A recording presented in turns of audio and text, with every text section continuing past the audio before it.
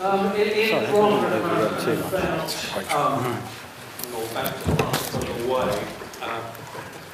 have the keynote at the end. So I'm really encourage you to stay. Microsoft has had an earlier engagement, which meant that he couldn't be here at the start of this so he's coming to it now. And it's going to be held. Dave is the Chief Engineering Officer for Microsoft, which basically means that he's kind of a futurologist. So I really wanted him here because he's got an interesting perspective on where the future of interactivity might lie. And in the last week, you might have seen that there was a presentation from Google, and it was something called Google Glass. Well, Dave has his own particular kind of variety of glass, which he can tell you about now. Dave Cockburn. Thank you. I'm sure I can be gobby enough. Do the lights come up any more? I'm just worried about you falling asleep. So first of all, thank you so much for sticking with this to the end. I will try and do my best to reward your stamina and your patience. So who the bloody hell am I? I'm the token long-haired, beardy technology bloke who works for Microsoft. My job, I have the best job in the company. I never tell my boss that, right? So my job is to think thoughtfully about what technology is going to be when it grows up. And I work within the advertising and online part of our business, but in particular, I work for Bing, the search engine part of Microsoft. You may not know Bing. It's the only search engine that you don't sleepwalk into using every day, but boom, that's the only advertisement that you'll get from me today. But my job is really not so much to think about, this is how it's going to be, what Microsoft says it's going to be. It's about having a conversation. We think these are some of the trends. We think some of the changes that are going to happen to us about how we use technology as a society. And if you think that's wrong, that's okay. You have my permission to call bullshit at any point in this presentation, and we have a conversation about it. In the interest of time, we may have to take it outside. That's fine too. Somebody can hold them okay. The other thing I have to tell you, I have to start every presentation with this, and it's kind of like group therapy for me. I once was an IT consultant. Don't hate me. But it builds you some rigor and some process about this stuff, about trying to say the right thing and get things in the right order. So I want to talk to you about some technology trends. I want to talk to you about, obviously, some challenges and obstacles. And these aren't things that are going to get in Microsoft's way. These are things that are going to get in all of our way about using technology in the kind of way we want to in a modern society. And then the thing that you learn at consulting school is you never do a presentation like this without ending with 3 or 4 key takeaways. If you remember nothing else, these are the things that why that needs a northern accent, I don't know. But this is what you need to do. So let's look at some of the technology trends. So the first thing, most of you, I'm going to make some sweeping assumptions about most of you based on your age. We fail to see how much the internet has changed. Certainly in the last 10 years, we think of it as something that's a part of our everyday life. And yet the reality is, it's very, very different. So first of all, typically, have you all got computers at home? Yeah, right, of course you have, right? So what I see, and again, I work in IT, right? So I work with boring people in server rooms who try and make technology work for big corporations. And what we typically see is, increasingly, people are at home, have this really rich experience of technology. They shop online, they communicate with their kids on Facebook, they do all sorts, they play games, and then they go into the office. And that's typically what they're greeted with. They can't access Twitter or Facebook. The firewall blocks it. They've got some stupid clown with long hair and a beard trying to tell them how to use. They can't use their MacBook, or you can't use that software, and you can't do this. That's actually not what we're supposed to do. Technology is about enabling people, and we've reached this place now where people, because they're more productive at home than we allow them to be at work, it's kind of got messed up. And so we've got to work a bit to fix that, because this bloke, right, we have to get rid of this bloke, and we have to, this is the stereotypical dumb user. And you'll see him in 2 forms, right? First of all, you'll see him be created as a myth in the IT guy's mind, right? Which will be, you know what? you couldn't possibly understand how computers work. So I'm just going to patronize you and, take all the way the control, so you have to do nothing because I'll look after you, I'll keep you safe. That's the wrong way to think about how people use technology. The other side of the dumb user is people who use it as an excuse or a badge of honor. I do a lot of work in public sector. You see lots of people who do this. It's not just public sector. You may have colleagues. Your parents may be like this. These are the sort of people who, in public conversation, will say, don't know nothing about computers. In a modern society, that's like saying, I can't read. We can't afford to let people get away with saying stuff like that because it's just not true. Most people, even the most digitally disabled of people, will be interacting with technology at some point, even if it's just pressing the red bloody button on their TV remote. That's enough. And yet we let those people exist. We let them get away with that. So when we roll out new software, we need a training course. We need to train those people who say they don't know anything about technology. But think about it. When was the last time Facebook or Amazon or us with Xbox sent someone round to your house? So, look, we've changed the interface a little bit. We thought before you use it, you might like some training. We might bitch and moan about, oh, bloody hell, they've moved it up here, there's a new dashboard, oh, bloody. But actually, we get on and we do it and we use it because we're actually quite resilient as human beings. And so we have to move past this concept of the dumb user. The other myth that we have is about technology is just about kids.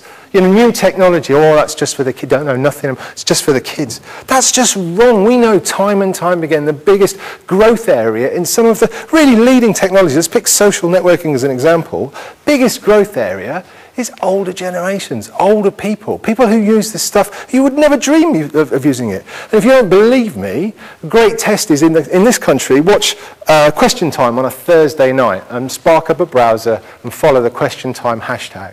And what you'll see there is not a bunch of kids hurling abuse at each other, it's a bunch of grown-up adults engaged in democratic discussion about the running of the country.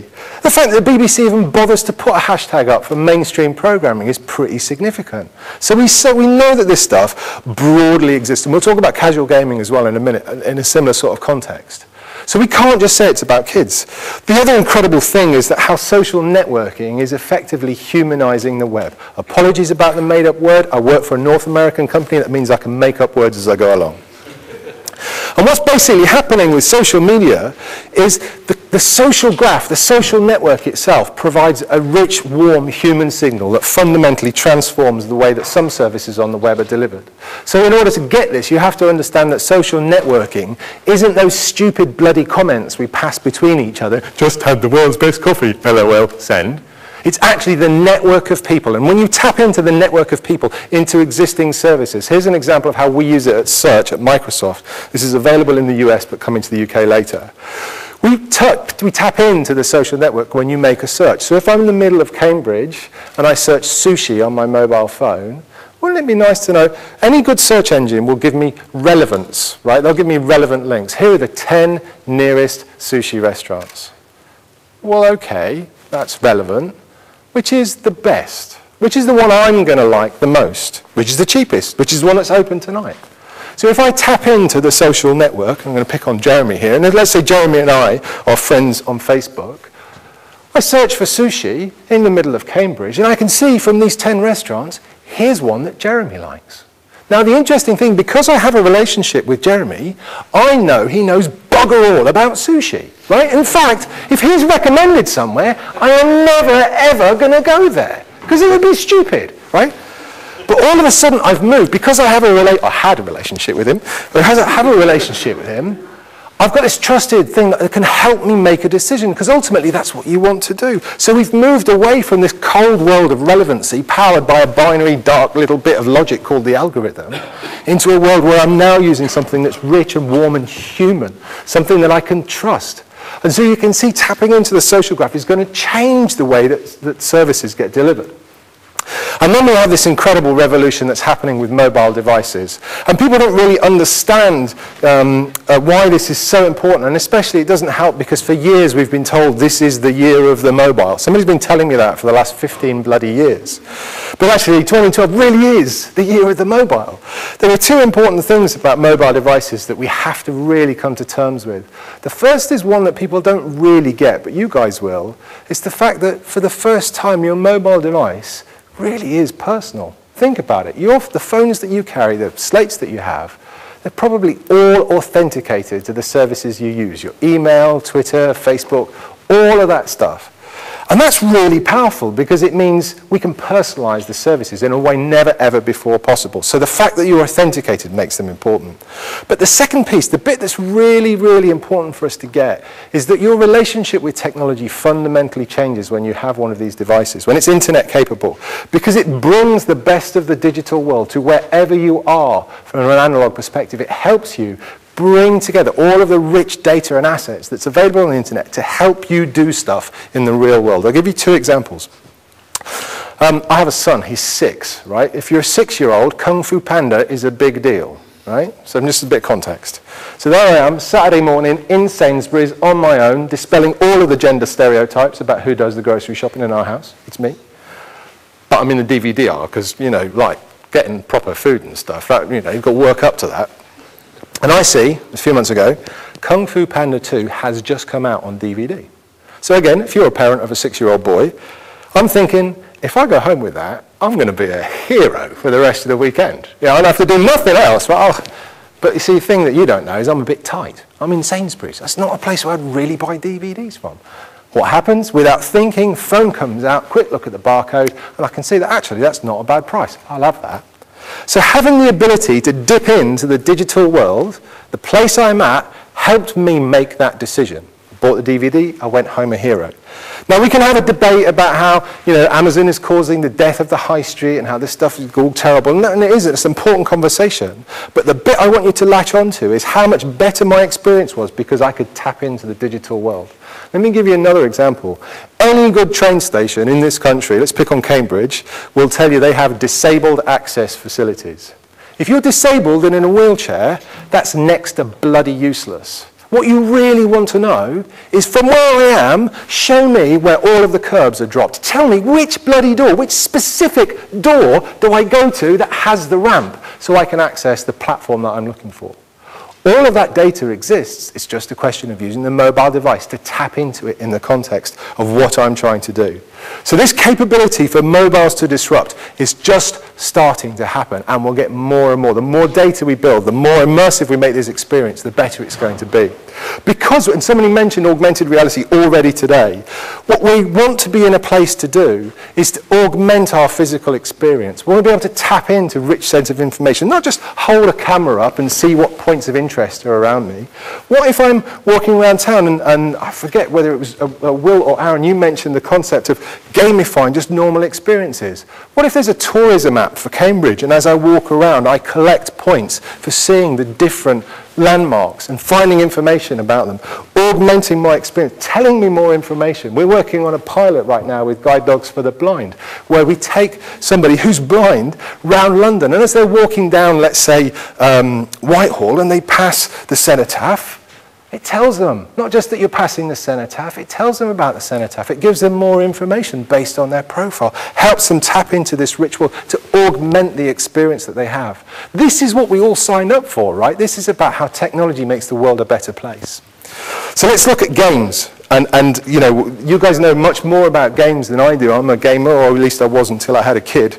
Now I'm a closet gamer, because I should be doing the important household chores, not teaching him to play Forza, as I was the other day.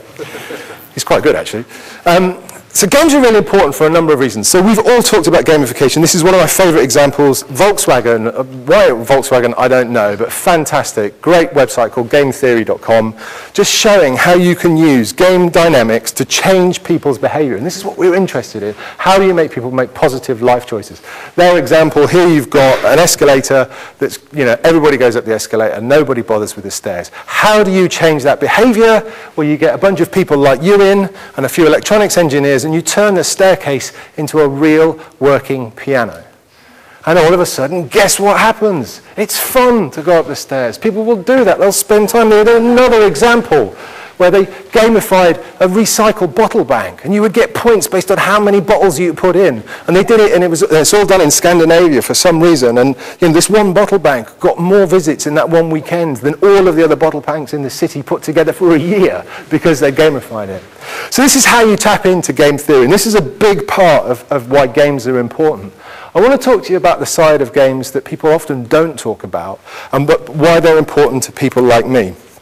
So I live in Banbury. I quite often commute into London. And my experience when I commute into London every day that I do it is the same. I get on the train, and getting on the train next to me will be some very important looking, typically gentlemen, but not exclusively gentlemen. I'm so glad I wore a suit today. I feel just like with you, but it helps with this example. And they will wear suit, tie, and they will have a number of things, right? So they'll have a Financial Times status symbol. They'll have a big wad of paper. The bigger the wad of paper, the more important your job obviously is. And then they will have some kind of mobile device. It might be a slate, it might be a phone, whatever. And so what they'll do is they'll elbows out on the table, right? And they'll establish their domain. And they will have the paper there and all this and the slate. And they'll have terribly important, yes, bloody hell. All these things to do. We've got an hour. What an hour. They don't have to be posh, right? But sometimes it helps with the example.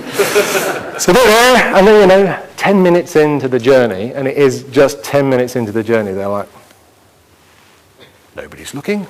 Out comes the mobile device, Angry Birds. Cut the rope. These are people who I have spent 20 years of my life trying to get interested and excited about technology. These are people who would say, I possibly want to use a laptop. Why would I want to use a computer? How could it help me? I'm not really interested in that. They're playing bloody Angry Birds or Cut the Rope. Bejeweled, mindless stuff. But all of a sudden, they've got a relationship with technology. They're carrying a device with them that they find valuable. So to a geek like me, that means I've got them hooked, right? So you like Angry Birds, do you? Right, well, here's some stuff that can change your job. These change the processes that you do in business. So I've got a new audience of gamers, a new audience of technology lovers that I would have never had before thanks to casual gaming. And so it's so important to continue to create that affinity with technology because we still, stupidly, you don't, but people in my industry stupidly see technology as this separate part of our lives. It's this thing that you bolt on. Because old farts like me still remember a time where you only ever saw a computer at a place of work or a place of study. You never had them at home. Good God, these are special things, thousands of pounds. They are a natural part of our lives. And we have to come to terms with that. Then we also talked about screens, and John, you talked about this. Well, he did talk about it, but now he's buggered off. So actually, we can have some fun. So Microsoft, for a long time, has been going on about this concept of 3 screens and a cloud, which, if you're Microsoft, in the early days meant we'll take something that you can have on a PC, put it on a TV, and a mobile phone. You like that? Well, okay, that's interesting. What I want, actually, is today's interpretation of that is actually, I want the same kind of experience. I want to have the same context of what I'm doing, but deliver me a different experience depending on the device that I have. So, for example, if I'm sat at home and we're watching the latest Bond movie, I'm sat with a family, right? So when the Aston drives by, I'm not going to pause it and rewind and look at the Aston again, right? Because wife's going to kill me, son's going to get bored. But I'm sat there with a slate, I'm sat there with a laptop or maybe a phone. So why don't you serve me the content there? You know that the car's going to drive by because we can audio fingerprint what you're seeing. You know that I'm sat with a family because I can look into the living room with your permission. Serve me the content there. How cool would that be? And so there's a whole range of work going into it, extending and augmenting the experience in the living room. And this goes, really far, and there's some really interesting experiments about, knowing what your social statuses are, not whether you're single or not, but are you sat on your own? Are you sat with a bunch of friends? Are you down the pub? And changing your experience based on that. And then the next part of this is moving into a very, very different world. And this is a video we do, every now and again we do these envisioning videos of what we think the world's going to look like in 10 years. And the bit I want you to pick out from this is just that every surface here is a screen. It's not a piece of plastic and glass. It's the table, it's the floor, it's the wall, it's the fridge door. Every single thing has a capability to have stuff displayed on. This is the world that we're heading into. This isn't that far away. It's maybe 10 years away, where everything around you could be displayed. And the bit I want you to think about is, you know what happens now, right? When you watch some science fiction, and typically it's a crappy science fiction film from the 80s, and you'll see they'll depict like the office or home of the future. And in that depiction, there in the middle will be this huge CRT monitor. And if you're like me, you look at that and you think, oh, that's cute. I remember. You know, I remember when we used to have a monitor so big, I could dry my motorcycle gear off the back of it, and it would be dry by the time I went home. We're going to have the same kind of reaction in a few years when we watch Minority Report or something like that, and we see those bits of plastic and glass, and we think, oh, I remember it was all flat screens, not like the interactive paint surface as it is today, that sort of stuff. And as games designers, you've got to think about what does that mean for the gaming experience. If you've got a player that's looking at different screens, that you could augment that experience in different ways, what could you do from a games perspective? If you've got a player that enters an environment like this, and all of a sudden the stairs could change, the wall could change, the windows could change, what kind of an experience could you build around that? Because this is the world that we're heading into, and it's incredibly exciting. We also have other technologies. So this is from my research labs. This is a project called Skinput, which enables you to interact with a computer using your arms, your body. And what use is that? Well, actually, this is the ability to control an MP3 player by tapping your finger, dial a telephone number by writing the number out in the palm of your hand. All of this stuff becomes really important. And for us, we talk about this concept of screens disappearing. So no longer do I have to be sat in front of something in order to be able to use a computer. Screen almost becomes irrelevant. It's how I interact in many different ways. And this is all stuff that you can look up on the interweb. Then there's a product called Lumishare, which uses the principle of Kinect. You all know about Kinect, right? Fine. So cheap, low-cost device, and projects an experience that connects two disparate players. So here you've got two girls playing together, and they're playing different games. You'll see in a minute they'll play cards. And what happens, so here they are playing cards, so there's a physical deck on the right-hand side, there's a virtual deck on the left-hand side, and obviously that's inverted for the other player. So all of a sudden I'm able to connect 3D experiences, to connect different people with immersive experience. And again, this whole concept of display changes as a result. And what if these cameras, these projectors, what if they're the same price as the Kinect? You know, they're 80 quid a pop or whatever. The world starts to get very, very exciting and very interesting. And then we've got to get past this concept of personalization. We talked earlier about mobile devices and being logged in and authenticated and how important that is. But we often forget just how crap personalization is today. My experience of personalization is typically on Amazon, and I'll go to Amazon and it'll be, hey Dave, welcome back. I see that you've bought books on Batman. Would you like books on Spider-Man? Right? To me, that's just really bad. That's really stupid. Because anybody knows that there is the dark, brooding, brutal, gothic kind of Batman, and then there's the slightly camp 1960s TV show. They're both very different things, so you can't make one recommendation based on another. The comic geeks amongst you will know that actually Batman's a DC title, Spider-Man's a Marvel title. That's very, very different. So my point is personalization is this really blunt, basic tool. What if I could tap into a really rich set of context about an individual when they use services? How could I change the experience? And this is the way that we tend to think of it. We think about this context in 4 domains. So there's an emotional domain of the context. So am I happy or am I sad? When we demoed Kinect the first time, before it was ever called Kinect, it was called Project Natal, and we demonstrated it with a game called Project Milo. And Project Milo basically could ascertain whether the player was smiling or frowning, and depending on what they were doing, it would change the storyline. So if you were frowning, it would then tell you jokes, change the storyline to make you laugh. It's a very basic thing, right, in the moment, but actually it exists and it will get developed. So actually, and why is this important? Well, we all consume services differently based on our emotional state. If we're sad, for me, I'll listen to different music than when I'm happy. If I'm sad, I'm listening to the blues. If I'm happy, it's Kylie's greatest hits every time. Yeah, I hope you realize that was an example. So then there's a social domain. The social domain, as we talked about before, about extending the living room experience. So I will behave differently watching the football, sat on my own at home, than when I'm sat watching the football with my family. I'm sat watching the football with my friends. When I'm down the pub watching the football on a big stream with friends and people who may support the other team, or if I'm sat watching a laptop stream connected to other people on social network. All of those different scenarios, I will behave in a different way. So then there's environmental domain. So if you, and this happens today, if you search for sushi on a mobile phone walking down the centre of Cambridge at around lunchtime on a weekday, I'm going to assume that you're hungry. And the first results I'm going to show you are going to be the location of restaurants. If you make that same search at home at 7 o'clock on a Thursday evening, you might be hungry. You might also be looking for a recipe. You might also be trying to plan a night out for 2 weeks' time. You might be looking up the history of sushi. All of those things are possible. But the very fact that you're using a specific device, specific location, specific date and time changes what you do.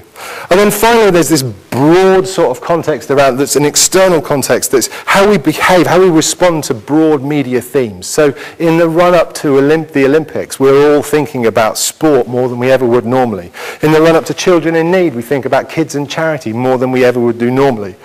So my proposition is, what if you could tap into that context real time at the point of consumption of services and change the service as a result? That's pretty powerful. And despite some really scary ramifications about privacy that we'll talk about, actually that's an incredible world of personalization. That would really take us to that next generation. And then the final piece of this is how we have multiple personas, especially when we're online. How many of you are on Facebook? How many of you are on LinkedIn? How many of you use LinkedIn to talk to your friends? Right? How many of you use Facebook to try and find a job or to talk to, right? So what's happening, a few of you, so what's happening mostly is that we choose different platforms for different parts of our persona. I am not, clearly, Dave the bloke from Microsoft all the time, as much as my wife would argue with you. Occasionally, I'm Dave the dad, I'm Dave the motorcyclist, Dave the gamer.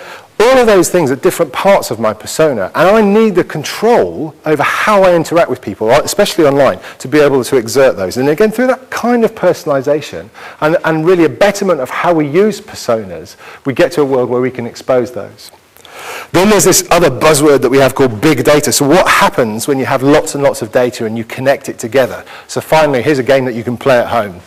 So big data enables you to take a really broad view. And when you take a really broad view, has everybody told you to take a step back and think about, and probably when you've done something wrong, take a step back, think about what you've done. So data enables you to take that view. Here's my favorite example, right? 2 cars, Toyota Prius, Land Rover Defender. Which is better for the planet? Right, so hands up if you think it's a Toyota Prius. Hands up if you think it's a trick question and it's the Land Rover Defender. Hands up if you're a budding consultant. If you're a consultant, the answer is, and actually I shouldn't ask that question in public because people don't like to admit that, but if you're a consultant, the answer to any question is it depends, right? And this is one of those questions where it does depend. If you measure the impact on the environment on a really narrow place, right, the day-to-day impact, of course it's the Toyota bloody Prius. The thing drinks water and runs on pixie dust, right? So nothing happens. And then not like the Defender that bloody does 14 miles to the gallon. Actually, if you take a systemic view of the data, if you look at the impact of the Land Rover on the planet from the point at which its components were made through to the point at which you stuff it onto the tip or you take it down the scrapyard, it's actually the Land Rover Defender, because over 75%, this is like an advert for Land Rover, isn't it? Over 75% of every Land Rover ever made is still on the road. They are basic, simple, agricultural bits of kit. That's why you find them all through Africa and through most parts of Asia, because you can keep them running. You can fix them with bubblegum and baling twine, right? So you see, having access to the data fundamentally changed the outcome of the answer. And that happens in all sorts of ways. And what's going to happen, the more we get access to this data and the better we are at using it, we're going to be faced with some really interesting questions, questions that really affect the very core of what we think humanity is. Here's my favorite example from the Northeast US. Last year, they took the cell phone usage data from 50,000 people over 3 months, every call they made, the duration, the location, the time of day. And with some pretty smart maths, they found out that they could predict the future location of people with only 93% confidence. So only 9 times out of 10 would they be right about where you were going to be next week. And what I love about that, right, as an example, is here you are and you think you live this wacky random lifestyle like I do. I don't know where I'm going to be next week. Cambridge, well, could be anywhere. Actually, there's a statistician who goes, actually, I know exactly where you're going to be and it's going to be there. Bloody hell. And this stuff's just going to rock our world. It's going to make us think really, really different about who we are. We use big data at Microsoft, and we used it to do some really cool things. It's quite nice when you're a company like Microsoft. So here's our problem. This is the controller, right? It's okay to people like you and me. To your average casual gamer, it's a bit scary, right? What we really wanted was this. And we wanted to develop the Kinect. And so we started the way that Microsoft would always start these projects. We'd get a bunch of coders together, and they wrote algorithms and bits of code, and they found out we couldn't bloody do it. We simply couldn't figure it out. It was too hard. We couldn't make it accurate. We couldn't make it work. So what we needed to do was to get lots of data about how it could work. And so we seeded about 1 million households with the Kinect device before they were shipped.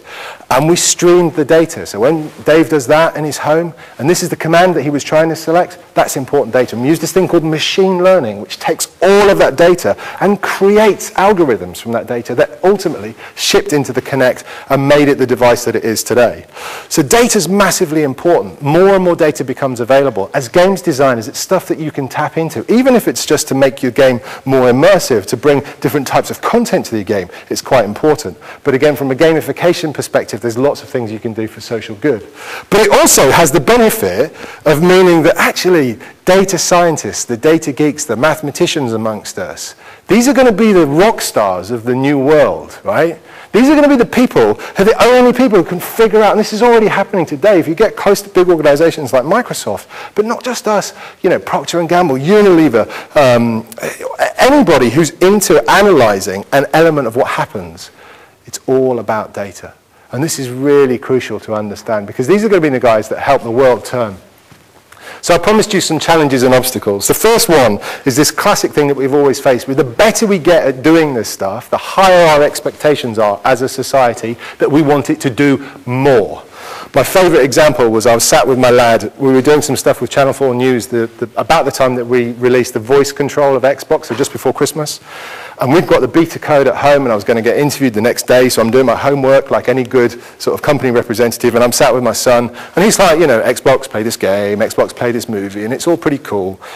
And then he looks at me, and he runs off into the kitchen, and then I hear this little voice, microwave, make my tea. Dad, the microwave's bust.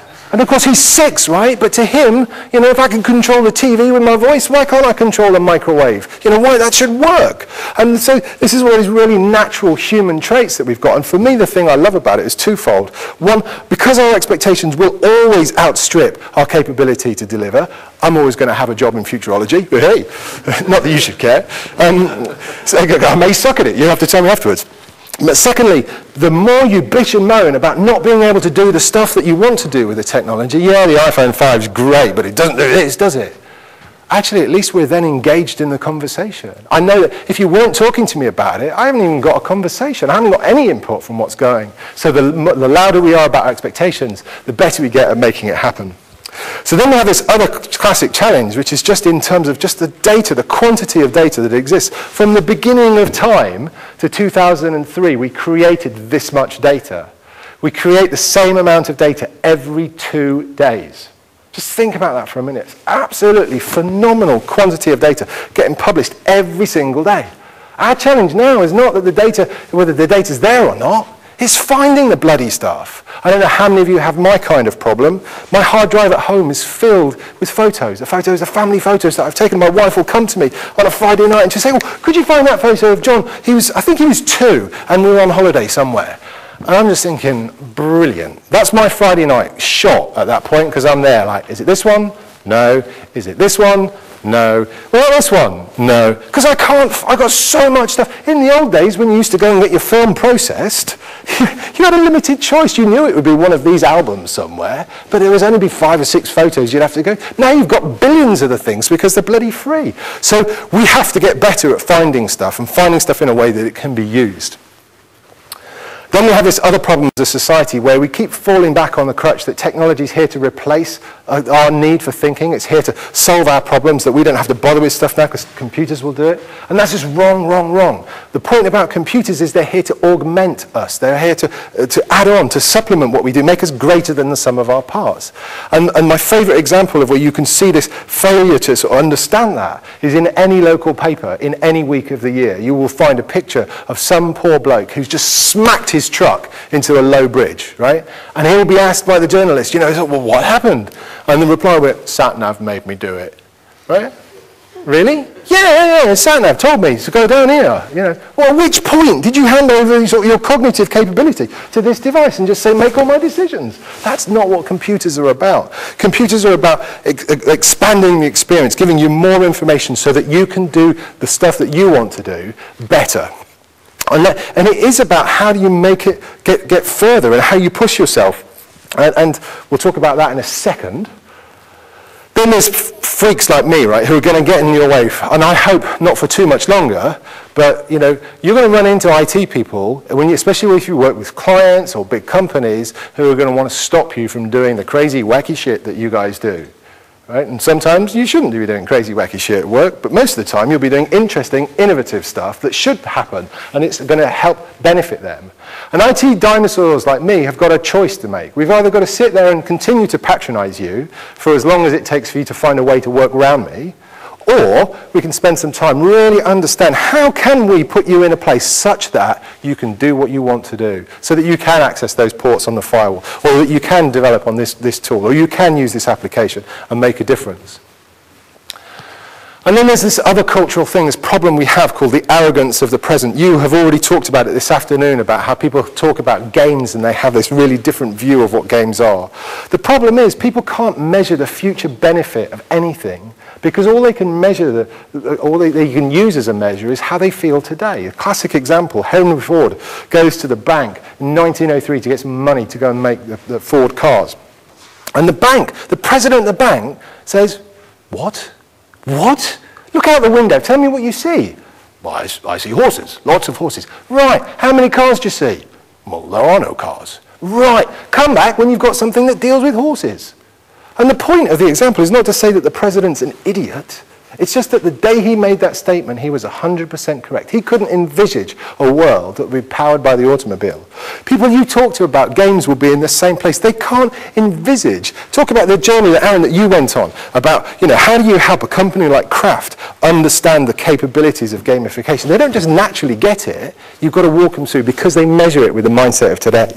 So when you develop your projects, when you work with your clients, when you think about how can you get them to where you are from a mental perspective, it's about taking a step back, understand that the arrogance of the present exists. You can't beat it, but you can recognize it. And you can maybe think, well, what if the world was a bit like this? What if people did work in this way? How would my experience be different?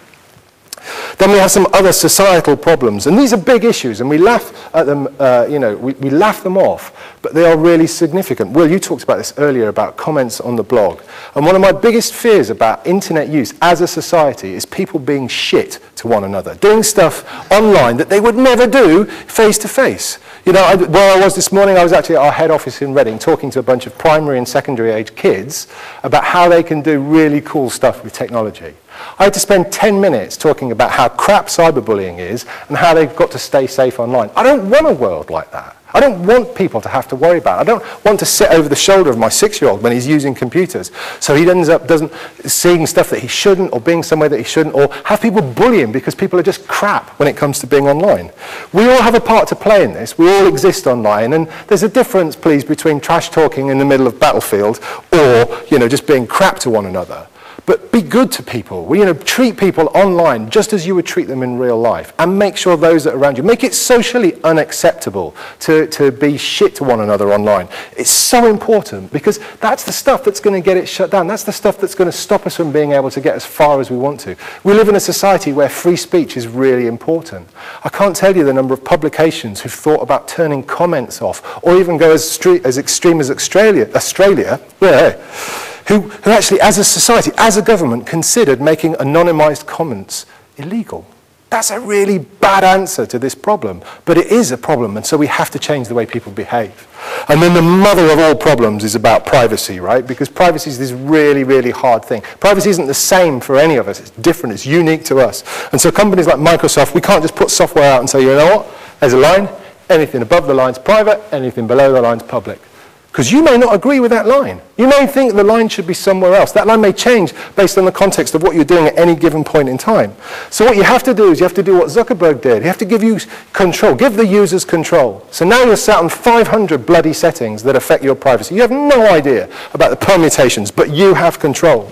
And so this is a conversation that's going to be ongoing with us as a society, with us as technology companies, and with the government about what the right thing is to do. You've got to help us with that. You've got to be part of that conversation. But the other thing we have to understand is that our expectation of privacy changes as society evolves. I'll give you two examples, one made up and one real. If I go into, and you can figure out which is which, if I go into my local pub, I walk through the door, and the landlord goes, all right, Dave, your usual. And as I cheekily saunter up the bar, trying not to sort of exert any external sort of notification of my emotional state, which is inside, I'm going, yes! 20 bloody years of patronage at this pub, and now finally I've got personalised service. Fantastic. My relationship is in tatters at home, but my landlord knows what I like to drink. Fantastic. So why then, when I go to a pub in the middle of Cambridge that I've never been to before, and the landlord goes, all right, Dave, your usual, do I go, whoa, bloody hell, how did you know? And I have this really weird reaction. Well, because my expectations are that this bloke doesn't know. How could he do that? But that's only because that's my expectations of how it works. Well, if there was a website called makeminealocalpint.com, I've registered the URL before any of you try it, and just in case, you never know. And I upload a picture, here's what I like to drink, landlords of the country, avail me of your service. All of a sudden, I'm in a world where that's my expectation of what the service could be. And that's why privacy is so hard. The real example of how this happens in our lives, some of you will remember this, some may not. I remember when we first got caller ID on our landline phones, and some of you will have had this experience, which will be, what? You mean my number is going to get displayed wherever I phone? I don't bloody think so. Puh, I'm not having that. And fast forward to the modern times, right to now, it's Friday night, I've just got in, it's a bit late, the phone rings. Don't recognise that number. Do you recognise that? But I'm not fucking answering that. Fantastic service. It's brilliant. Right? So you can't, you know, as technology companies like us or BT or whoever, you can't just say that's privacy. It has to evolve. And as a society, that's the challenge. We have to get that debate. We're stuck in this place where all we could ever do when we talk about privacy, and typically it's in mainstream media, we have this stupid conversation like Facebook causes cyberbullying. No, it doesn't. Shit people cause cyberbullying. It's nothing to do with Facebook. Facebook may make it easier, may make it happen quicker, but fundamentally it's about shit people being shit to each other. So until we get to a point where we have that debate, where we can talk about how we should behave online or what we should do in terms of privacy, we kind of get stuck with what we can do. So I promised you some pithy takeaways. First thing, we have to educate for our future. We have to stop teaching people tools. I don't want to have this joke with my headmaster, my son's headmaster. If I ever catch anybody teaching my son how to use Word, Excel, PowerPoint, or any bloody software, I'm pulling him out of school. Those skills are useless to him. My grandfather went to a school without electricity. My dad went to a school without computers. I went to a bloody school without the internet. Kids today, they're going to school without hover cars, right? Poor kids, right? So what we've all never done is been taught how to use the specific tools that are available at that point in time. What bloody use is that when you ultimately come out at the other end and you try and get a job? You know, when I went to university, we had word processors, and it was horrible, horrible, horrible, right? No way. They tried to teach us how to use word processors. What use is that to anybody?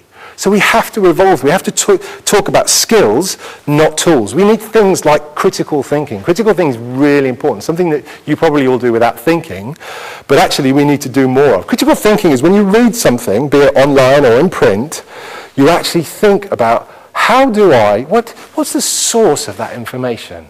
You know, do I trust that source? Could it be biased? Could I, authentic? Could I verify that by looking up somewhere else? This is like, what happens today is schools typically think that Wikipedia is the just absolute abyss of despair when it comes to education. They're crowdsourced encyclopedia? Really? You don't even have to get it published? Really? Anybody can? Really? I don't think so.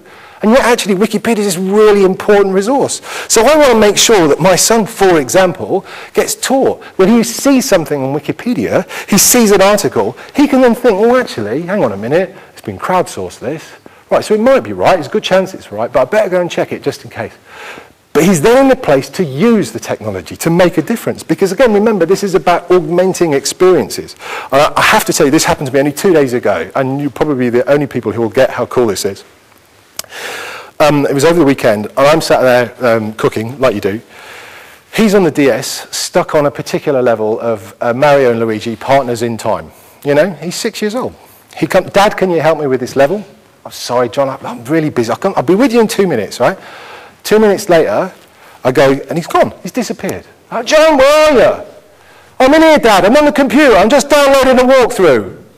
And as a parent, let me tell you, my wife remembers like his first words, the first time he walked, right? I got a little tear in my eye. He's just downloaded his first walkthrough. Oh God, this is brilliant.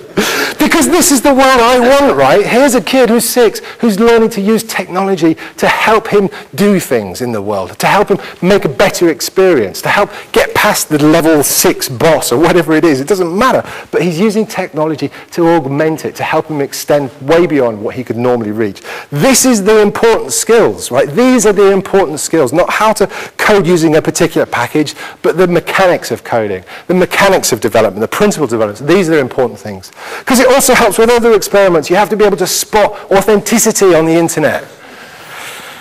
I had to explain this to a bunch of primary and secondary schools who sort of knew who John Lennon was, but yeah, think about your audience. So for people like me, it means about letting go. It's mean having a confidence in how people are going to use technology, that they're going to do cool stuff with it, right? So don't get in their way, help them do it. It's also about empowering people. So we talked about games a lot today. We talked about using data.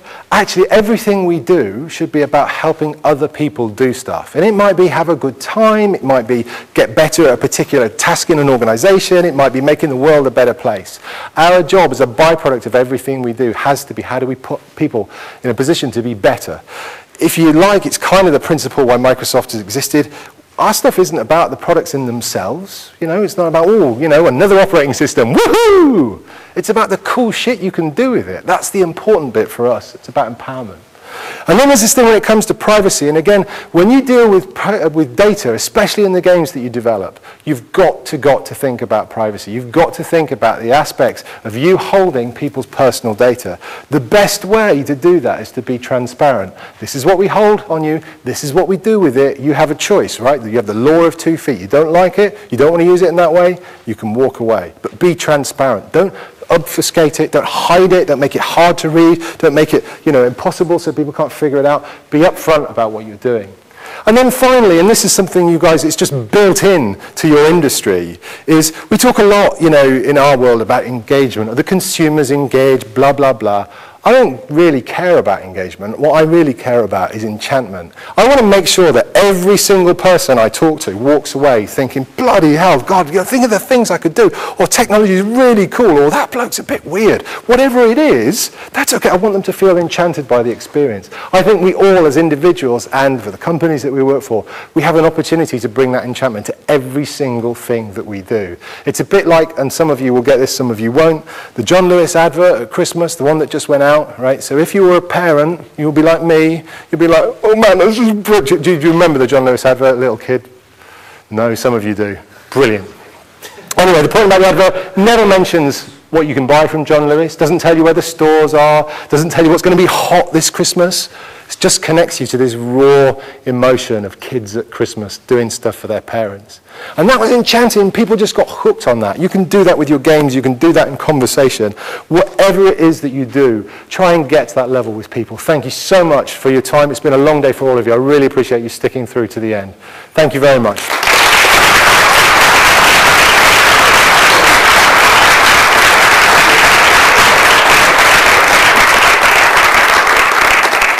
Excellent. Thank you very much indeed. You're welcome. That was great. So, some questions from the audience today. Nobody's got anything to say? Yeah, hang on. Free beer and wine, or questions for the long-haired beardy bloke from Microsoft? Yeah. He's got a question. He must have a question. No, I'll have a question. Okay. When will the certificate be released? 10 years. No, I'm told, well, you know what, I don't know for the UK, but I know we're going to start seeing availability as early as October. for the RT device, not for the Intel device. But, you know, think about it. It's Americans and what they call the holiday season. So they'll be ramping up. If we miss this Christmas, that would be a bad thing. Another question? Just a quick one. How long have you been presenting and doing the talks for? It's my first time. For a day job, for the last 2 years, it's been my day job, but I did 20 years, basically. Well, I love it, Mark. Everybody seems a bit dumb for answering. I thought you had a question. Yeah, I mean, basically, Dave is clearly passionate about technology. Hopefully, he has conveyed that to you. Hopefully, he has challenged some of your preconceptions and maybe changed your own thinking about technology and how you might interact with it yourselves. Question. You seem to be quite an advocate of contextual data.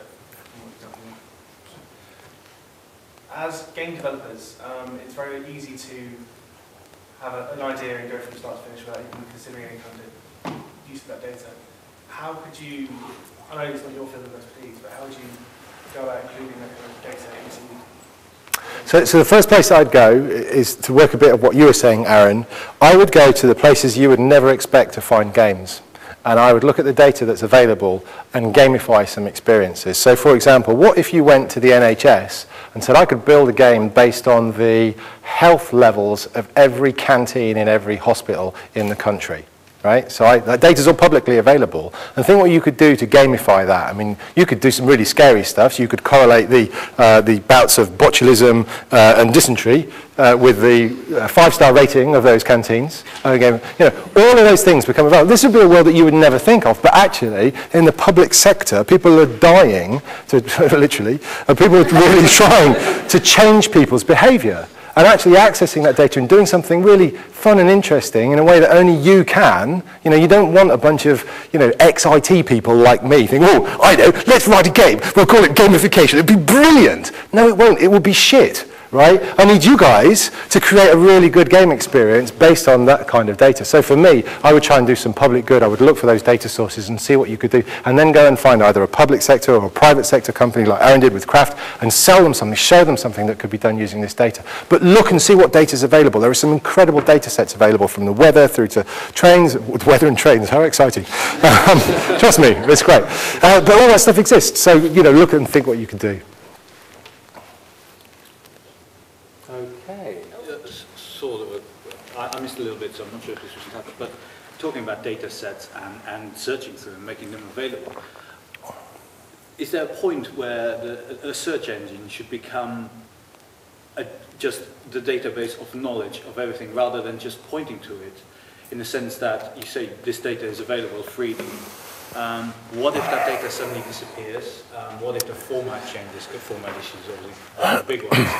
So we already have that in terms of caches and stuff like, and wayback machines and things like that. But what about the central database of all data sets to rule them all? It's a really dangerous place to be for a search engine proposition, but there's a middle ground. The place that I would like to get to is, I think search engine homepages, frankly, are stupid. Right, so here I am trying to do something, and before I can do that, I've got to go all the way over to this bloody search engine thing, find out the information, and come back and get on with doing what I'm doing. What I really want is an API that I can call that gives me all of the goodness of search engine, but keeps me within the context of what I'm doing. And I think when search, you know, and that's the kind of direction that search, we think search is going. When that happens, you kind of get there. You're still at the beck and call as whether the data source is available or not. But to make search engine, we have this debate all the time as an industry. You know, the government in particular wants us to be responsible for everything that gets published on the web. That's really bad. That's really hard. I have people come to me from the government and they will say to me things like, Dave, we don't think people should be able to find religious extremist content using search. Okay, that's brilliant. So how would you like to do that? Well, why don't you go through your index and you mark all of the things that you think are extremist? Well, okay, so I'm a white guy from the Midlands, you know. My definition of extreme is probably going to be different to someone who's Muslim from another part of the country. So how are you going to do it? You can't make the search engines editorially responsible for the content. And I think the minute that you do, you end up, look at what's happening to Google now. And I think I've got a lot of respect for Google as an organization, but they're having a hard time right now because they change the rankings depending on their editorial feel. So if they don't want this thing to come up a lot, they want to push it down. That's what they're being accused of in the EU. That's a really bad place for us to go. At least when you come to Bing, you may think that we were different to Google or not as good or wherever, but actually we're pretty transparent. This is the algorithm, this is how it works, and you know what you're getting into. And I think it's that transparency that makes it work and not the control, and that's what's important. Okay. I think we probably need to break there. I say we're running until just over half an hour late because we did have the presentation, so we've got that half an hour to play with. But there is a reception in the Ruskin Gallery, starting sort of pretty much immediately. So really, all I need to do now is to thank Dave Coughlin once again. Thank you very much. Thank you. Thanks a lot.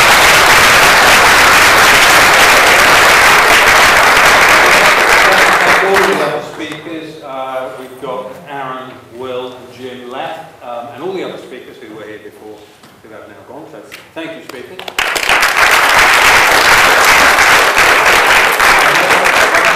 To thank the sponsors of this event, and they are the Cambridge Five. That's Jagex and Sony Studios and Frontier and Ninja Theory and Geomerics. So thank you to sponsors.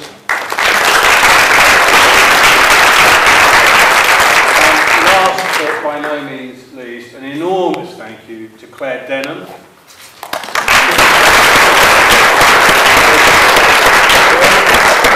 front represents all the creative industries in Cambridge and is doing a fantastic job of pulling together different creative ideas and trying to get people just thinking about stuff. I mean, hopefully we've managed to do that today, and hopefully we can now go and continue that discussion in the bar. Okay. Thank you for being very well. Thank you very much.